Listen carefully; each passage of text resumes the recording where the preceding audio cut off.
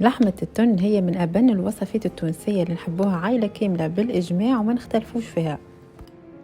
فما اللي يعملها بستيك البقري، فما اللي يعملها بالاسكالوب، وفي الحالتين البنة مضمونة.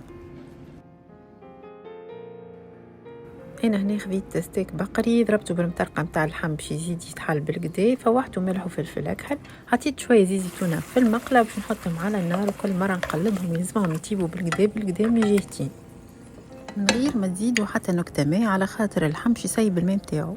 في نفس الزيت حطيت كعبتين طماطم فرشكة ملحية، شوية بصل مفروم، حطوا الفلفل تحبوه الكل، وملح، وحطيت شوية ثوم ملحي، وحطيت شوية طماطم كونسونطري.